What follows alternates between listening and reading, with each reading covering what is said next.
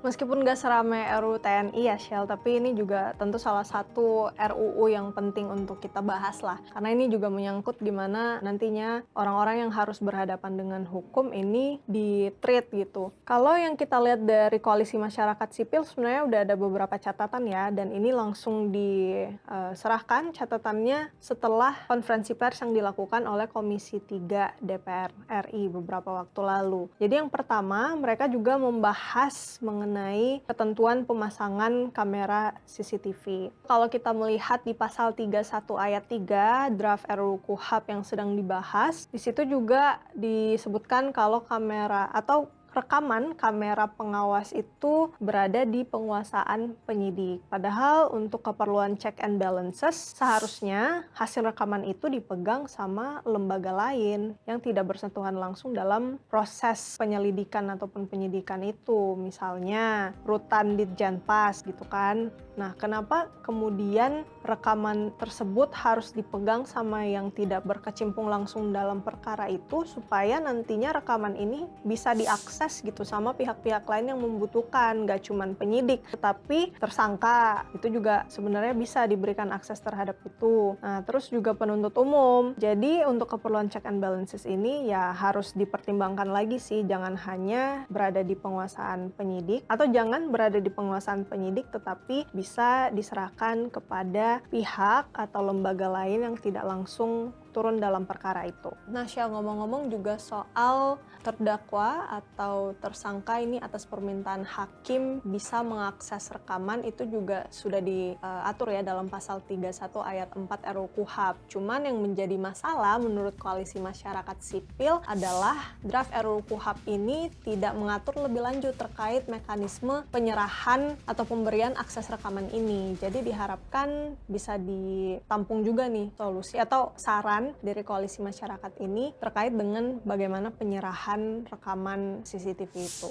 Yang kedua, DPR ini mengklaim akan melindungi hak kelompok rentan dalam RUU KUHP. Tetapi kalau yang dilihat dari Koalisi Masyarakat Sipil setelah meninjau draft RUU KUHP yang sudah dibagikan oleh DPR, dilihat dalam pasal 137 sampai 139 RUU KUHP ini tidak mendetilkan gimana sih mekanisme pemenuhan hak-hak dari kelompok rentan itu. Selain itu juga Koalisi Masyarakat ini melihat tidak adanya lembaga atau pihak yang ditunjuk untuk memenuhi hak-hak tersebut. Nah, selain itu juga Koalisi Masyarakat Sipil melihat belum adanya forum yang bisa dituju untuk mengajukan dugaan pelanggaran hak, sekaligus juga belum ada nih tertulis dalam draft RUU KUHP apa sih konsekuensi yang akan dihadapi oleh pelanggar hak tersebut. Jadi menurut Koalisi Masyarakat Sipil ya, kalau hal-hal tadi yang gue sebutin nih Shell belum dipenuhi,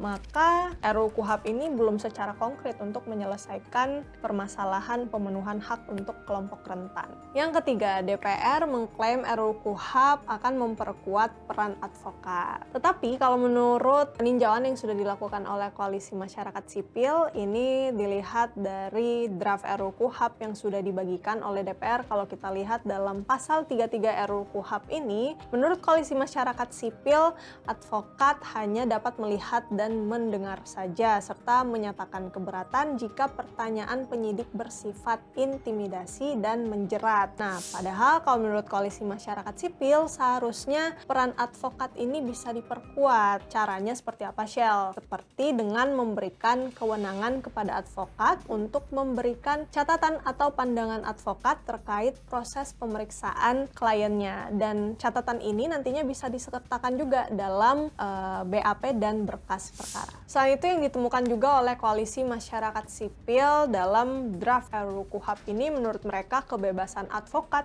justru dibatasi dalam RUU KUHP, khususnya dalam menjalankan tugas dan profesi advokat. Kalau dilihat dari pasal 142 ayat 3 huruf B RUU KUHP, advokat ini bahkan dilarang memberikan pendapat di luar pengadilan terkait permasalahan si kliennya. Jadi ini tentu menurut Koalisi Masyarakat Sipil bertentangan dong dengan ketentuan yang menjamin status advokat sebagai penegak hukum yang bebas dan mandiri sebagaimana sudah diamanatkan dalam Undang-Undang Advokat. Yang keempat, koalisi masyarakat sipil ini juga merespon klaim DPR yang menyebut untuk syarat penahanan ini tidak lagi ditentukan secara subjektif oleh penyidik. Nah, kalau dilihat dari KUHP yang berlaku sekarang, ini hanya mengatur 3 alasan nih untuk penahanan seseorang. Tetapi kalau untuk RUU KUHP yang lagi dibahas, sekarang ada 9 alasan penahanan. Nah, menurut Koalisi Masyarakat Sipil, justru alasan yang ada di RUU KUHP ini sangat karet. Menurut Koalisi Masyarakat Sipil, salah satu alasan penahanan ini juga nggak jelas itu soal menghambat proses pemeriksaan. Nah, pada akhirnya penyidik itu malah menafsirkannya secara subjektif. Misalnya pada praktiknya, selama ini penyidik merasa tersangka yang meminta kuasa hukum atau penasihat hukum telah menghambat proses pemeriksaan. Nah, selain alasan-alasan penahanan yang menurut Koalisi Masyarakat Sipil itu sangat karet, sebenarnya permasalahan utama dari praktik pengambilan keputusan penahanan selama ini salah satunya bersumber dari tidak adanya standar yang jelas dalam melakukan penahanan. Karena dalam melakukan penahanan itu berdasarkan keputusan dari penyidik saja dan bukan dari hakim pemeriksa yang bebas dari kepentingan penegakan hukum. Yang kelima, Koalisi Masyarakat Sipil juga merespon klaim DPR kalau RUU KUHP ini akan memaksimalkan restoratif justice. Jadi setelah dibaca-baca lagi oleh Koalisi Masyarakat Sipil, dalam draft RUU KUHP ini keliru mengartikan konsep restoratif justice. Karena menurut Koalisi Masyarakat Sipil itu, restoratif justice merupakan pendekatan dalam menangani perkara pidana yang bertujuan memulihkan korban. Tapi kalau yang dilihat dari RUU KUHP, ini keliru melihat restoratif justice merupakan penghentian perkara di luar persidangan atau diversi. Padahal, restoratif justice dan diversi ini merupakan dua hal yang berbeda. Yang menurut Koalisi Masyarakat Sipil lebih tidak masuk akal lagi, Shell, yaitu penghentian perkara ini bisa dilakukan pada tahap penyelidikan, yang bahkan dalam tahap penyelidikan itu belum diketahui apakah ada tindak pidana atau tidak. Nah, yang menjadi aneh, RUU KUHP memberikan wewenang penuh mekanisme diversi pada penyelidik dan penyidik kepolisian. Selain itu juga dalam draft RUU KUHP ini tidak ada pengawasan dari lembaga lain dalam restoratif justice, dan ini akan menjadi sangat problematis dan tidak akuntabel menurut Koalisi Masyarakat Sipil. Menurut Koalisi Masyarakat Sipil, tanpa adanya akuntabilitas, proses restoratif justice ini justru beresiko menjadi alat untuk mengabaikan keadilan bahkan untuk pemerasan. Jadi kesimpulannya, Koalisi Masyarakat Sipil ini mendesak agar kedepannya secara substansial revisi Undang-Undang KUHP ini mampu memperbaiki kerangka dasar sistem peradilan pidana.